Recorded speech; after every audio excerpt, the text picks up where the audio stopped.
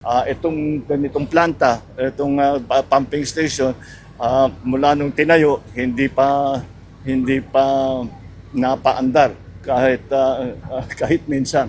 Ngayon lang napapaandar. Ang dahilan daw, dahil walang budget sa gasolina, kaya hindi pwedeng maandar.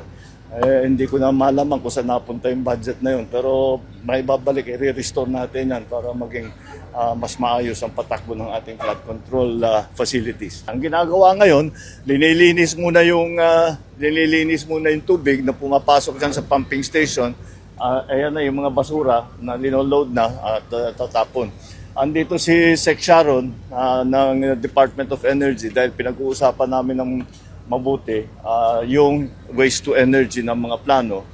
Mukhang patuloy naman ang ating mga ginagawa, ang ating programa at we are starting to move forward at mag-auction na raw doon sa kung saan kasi bibilhin ng Department of Energy yung power na manggagaling doon sa waste to energy.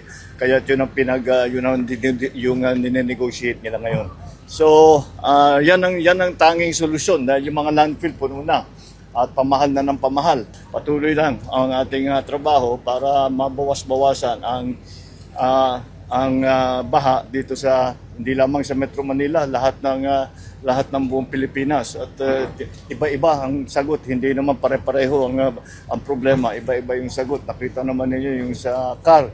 Yun talaga, yung terrain doon, mahirap talaga ang terrain doon para magawa ng solusyon ang flood control. But we will continue to study. We have already some very good studies that we are basing our initiatives on and our strategies on. So it might take a little time dahil ang katotohanan yan, marami dito sa ating mga facilities ay hindi na pinaandar at matagal nang pinabayaan.